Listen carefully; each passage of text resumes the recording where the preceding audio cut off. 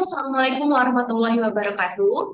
Bersama dengan saya Farika Rahmawati, kali ini kita akan bahas 27 pertanyaan seminar proposal kuantitatif yang sudah kalian banyak request jawabannya di TikTok. Tapi karena nggak muat, saya mau bikin video lengkapnya di YouTube saya kali ini. Hari ini saya akan spill tips dan trik cara menjawabnya dan juga saya akan kasih pemahaman sedikit supaya kalian lebih paham kenapa sih pertanyaan ini ditanyakan oleh dosen dan kira-kira sikap yang baik saat menjawab itu seperti apa. Semoga membantu kalian ya. Oke, langsung aja kita mulai ke pertanyaan nomor satu. Berapa lama waktu yang Anda butuhkan untuk melakukan penelitian ini? Baik, terima kasih atas pertanyaannya. Saya rasa saya membutuhkan total waktu sekitar 3 sampai 6 bulan supaya saya bisa menyelesaikan penelitian ini. Karena ini merupakan penelitian kuantitatif, jadi saya sangat menggunakan banyak waktu di 3 bulan pertama untuk membentuk item pertanyaan dengan menurunkan definisi operasional. Kemudian 3 bulan ke depan akan saya gunakan untuk melakukan penyebaran kuesioner, kemudian analisis data hingga penarikan kesimpulan. Nah, teman-teman, untuk pertanyaan semacam ini sebenarnya ini sangat tergantung dengan jawaban kalian. Tapi yang jelas kalian harus bisa mendeskripsikan secara nyata gitu ya, bagaimana sih proses kalian melakukan penelitian tersebut.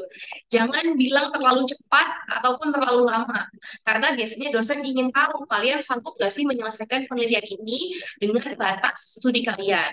Sebagai contoh, misalnya kalau kalian menjawabnya terlalu cepat, misalnya saya menyelesaikan ini dalam 2 minggu, maka dosen akan curiga gitu ya, dari mana kalian kok bisa punya waktu 2 minggu untuk menyelesaikan bab 1 sampai 3, dan juga gimana cara kalian menyebarkan kuesioner. Jadi saran saya biasanya Anda bisa jawab mungkin 6 bulan sampai 1 tahun, itu waktu yang ideal biasanya.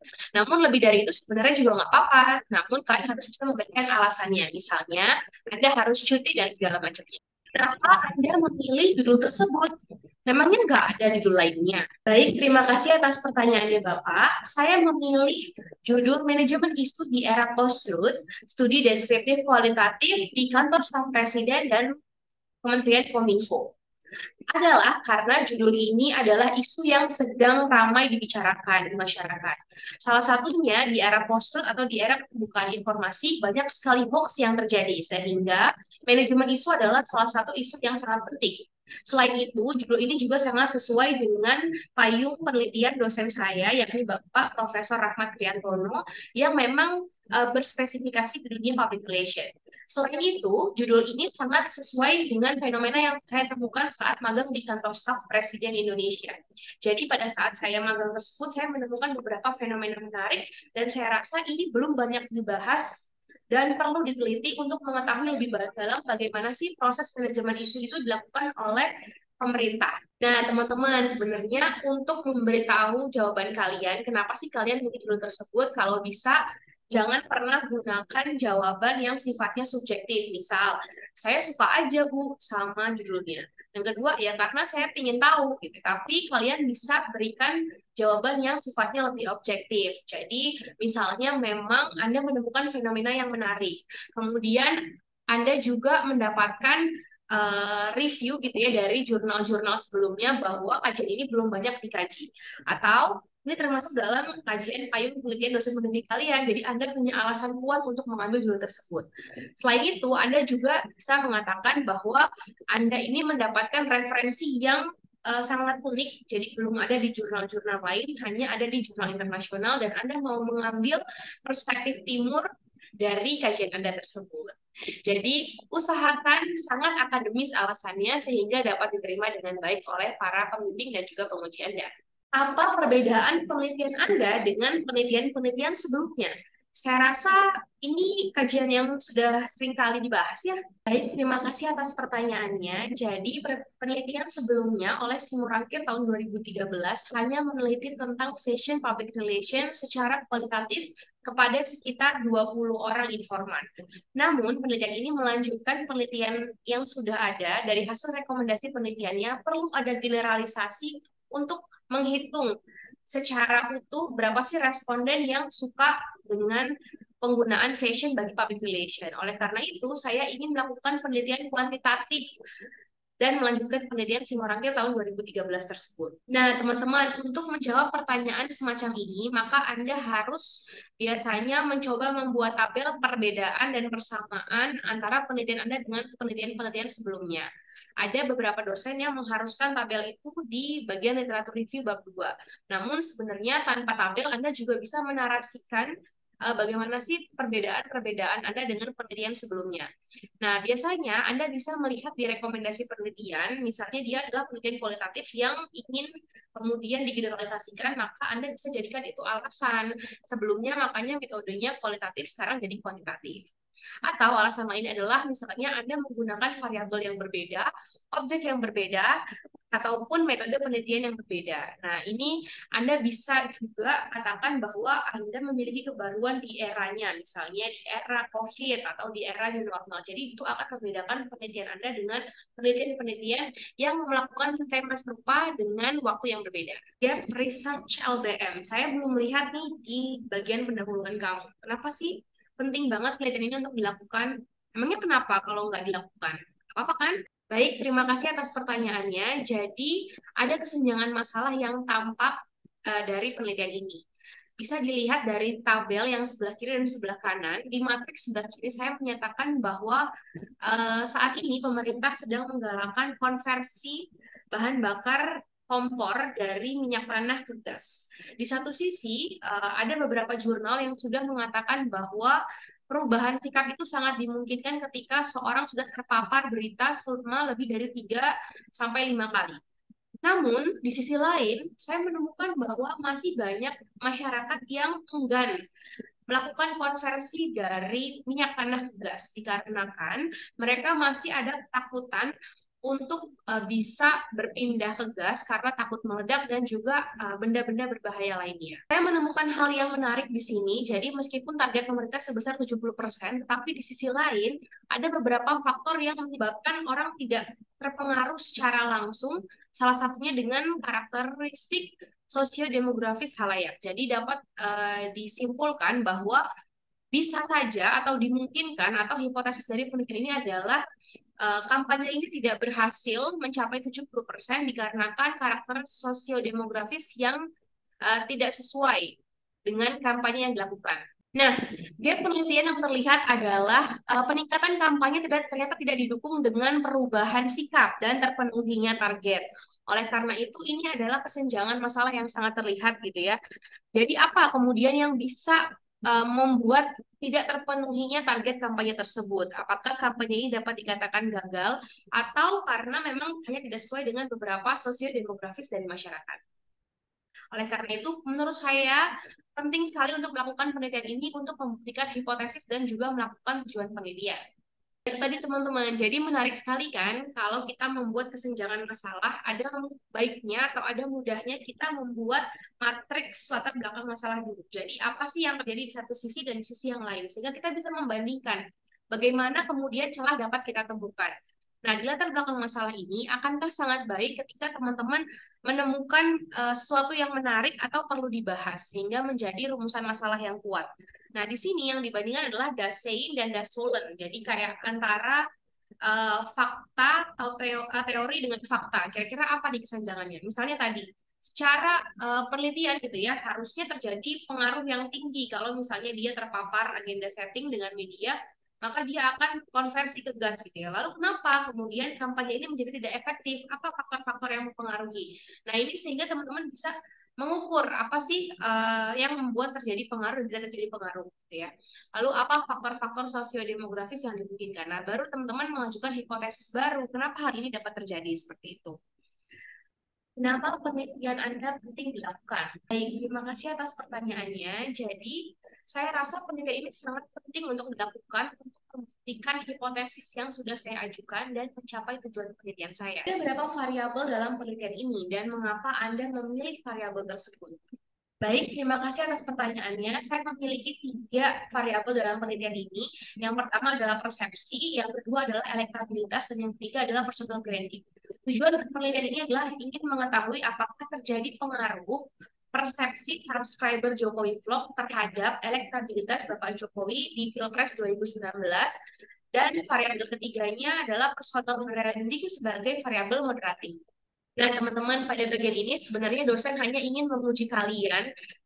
Anda paham nggak sih yang mana variabel X-nya, mana variabel Y-nya, atau variabel tambahannya? Nah, di sini Anda jelasin aja bahwa saya menggunakan satu, dua, atau tiga, atau empat variabel, dan dia berperan sebagai apa? Apakah dia, tadi kayak misalnya saya persepsi, dia sebagai variabel yang mempengaruhi atau variabel bebas, dan juga elektabilitas itu sebagai variabel Y atau variabel yang terikatnya. Kenapa Anda menggunakan variabel moderasi dalam penelitian ini? Apa fungsinya? Ibu, jadi memang variabel moderating ini menurut Kusuma Dilaga tahun 2010 ialah variabel yang bertujuan memperkuat atau memperlemah posisi variabel X terhadap Y. Jadi dalam penelitian saya ini saya menggunakan tiga variabel, persepsi, personal branding, dan juga elektabilitas. Nah, personal branding ini sebagai variabel moderating yang dia akan memperkuat atau memperlemah elektabilitas ataupun memperkuat ataupun memperlemah persepsi subscribers dalam Jokowi Vlog tersebut. Jelaskan kepada saya bagaimana sih alur penelitian kuantitatif. Teman-teman, dalam menjawab penelitian ini, kuncinya adalah kalian yakin terhadap step by step yang telah kalian lakukan. Apa sih tujuan kalian melakukan penelitian tersebut?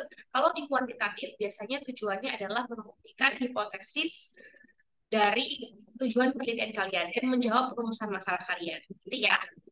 Ya, jadi alur penelitian kuantitatif tidak jauh berbeda dengan penelitian kualitatif di awal. Memang harus tetap mencari rumusan masalah terlebih dahulu. Dalam penelitian ini, saya ingin mencari kesenjangan masalah yang terjadi dalam penelitian saya ini.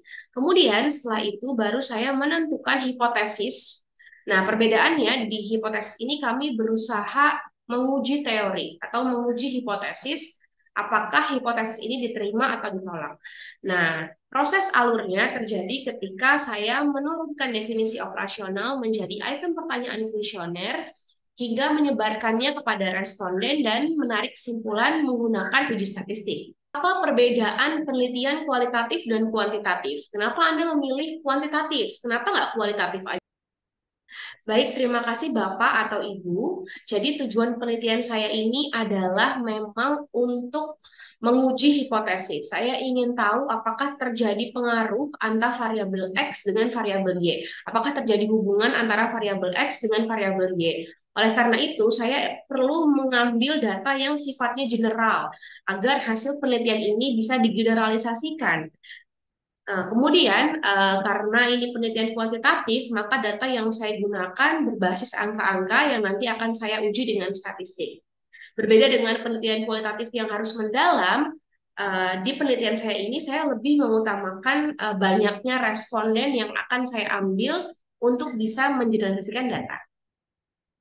Nah, jadi kira-kira jawabnya seperti itu ya teman-teman. Anda lebih menjelaskan kenapa sih pakai kuanti ya, karena paling sesuai dengan metode penelitian Anda, paling sesuai dengan pengujian hipotesis Anda, paling sesuai dengan rumusan masalah yang mau Anda angkat. Jadi Anda punya kekuasaan penuh gitu ya untuk menentukan metode sesuai dengan tujuan penelitian Anda. Dan Anda juga bisa mengatakan bahwa hal ini sesuai dengan jurnal rujukan yang saya lihat, yaitu menurut misalnya Rahmawati 2023 yang mengatakan bahwa untuk penelitian dengan jenis ini maka yang belum ada adalah penelitian kuantitatifnya. Jadi melanjutkan penelitian sebelumnya.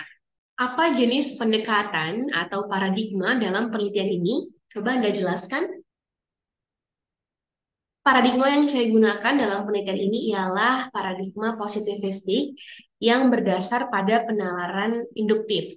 Jadi memang penelitian saya inilah penelitian kuantitatif sehingga saya ingin menguji hipotesis, saya ingin melihat data yang sifatnya permukaan, tidak mendalam tetapi general. Berapa jumlah responden dalam penelitian Anda? Baik, terima kasih atas pertanyaannya Bapak. Jadi dalam penelitian ini saya menggunakan rumus Slovin untuk menentukan jumlah responden penelitian saya. Saya rasa jumlah ini, yakni sekitar 100 orang, sudah cukup representatif untuk menggambarkan populasi yang ingin saya. Teman, untuk menjawab pertanyaan ini, teman-teman bisa menampilkan gitu ya tabel perhitungan dan dari mana teman-teman mendapatkan jumlah 100 responden tersebut supaya makin meyakinkan penguji Anda. Berapa jumlah populasi di penelitian Anda? Apakah Anda paham apa yang dimaksud dengan populasi? Baik, terima kasih atas pertanyaannya. Jadi, populasi menurut Sugiono tahun 2015 adalah wilayah generalisasi yang terdiri atas objek atau subjek yang memiliki kualitas dan karakteristik tertentu ditetapkan oleh peneliti dan dipelajari, kemudian ditarik kesimpulannya. Jadi, dalam penelitian saya ini, populasi yang saya ambil ialah penduduk kota Surabaya sebesar 3.157.000 jiwa. Nah, dari populasi tersebut saya kemudian membagi beberapa kecamatan dan kemudian mengambil sampel untuk penelitian saya. Nah, teman-teman, untuk tips menjawab pertanyaan semacam ini, kalau tanya ada berapa jumlah, berapa lama, itu sebenarnya Anda bisa mengutip pendapat ahli atau website tertentu supaya jawaban Anda ini terlihat sangat meyakinkan. Sebagai contoh, ketika ditanya definisi populasi, maka Anda jawab, menurut Sugiono tahun 2015 populasi adalah bla bla bla bla. Itu sangat menguatkan jawaban Anda karena memang ya memang Anda membaca buku tersebut atau jurnal tersebut. Nah, ketika ditanya berapa jumlah populasi Anda nggak boleh ngarang gitu ya. Anda bisa katakan jumlah populasi yang saya ambil dalam penelitian ini adalah jumlah warga Surabaya yang saya ambil dari data BPS tahun 2023. Seperti itu ya, teman. Teknik sampel apa yang Anda gunakan dalam penelitian ini? Coba jelaskan ke saya bagaimana Anda mengambil sampel tersebut. Terima kasih atas pertanyaannya, Ibu. Jadi, teknik sampel yang saya gunakan dalam penelitian ini adalah teknik random sampling. Jadi, teknik ini memang digunakan untuk mengetahui atau mengambil sampel dari sesuatu populasi yang sudah ada dan memiliki kesempatan yang sama. Jadi, saya memiliki data absensi mahasiswa yang ada di UPN Veteran Jawa Timur, kemudian saya kocok dan saya acak berdasarkan absensi tersebut. Teman-teman, untuk pertanyaan sejenis ini, teman-teman sebenarnya kan harus memahami dasarnya. Apa sih perbedaan antara random sampling dengan simple random sampling atau stratified sampling? Bedanya dengan cluster random sampling itu seperti apa? Begitu juga, apakah dia termasuk tipe probabilitas atau non-probabilitas. Jadi Anda bisa jelaskan dengan rinci kenapa Anda memilih satu sampel tersebut dibandingkan jenis sampel lainnya. Seperti tadi misalnya di random sampling, Anda tidak hanya jelasin bahwa Anda mengambil sampel secara acak, tetapi acak itu dari mana? Acak dari list yang sudah ada, dari total absensi Anda kocok, lalu nomor sekian yang keluar, gitu ya. Jadi tidak benar-benar acak. Misalnya yang ketemu sama orang A, ya udah langsung orang A. Tetapi ada daftar listnya dulu, lalu nomor berapa yang keluar itu adalah yang sesuai gitu ya dengan si random sampling yang Anda maksud. Jadi random pun nggak random-random banget. Ada tata cara yang Anda perlukan untuk menentukan sampel tersebut.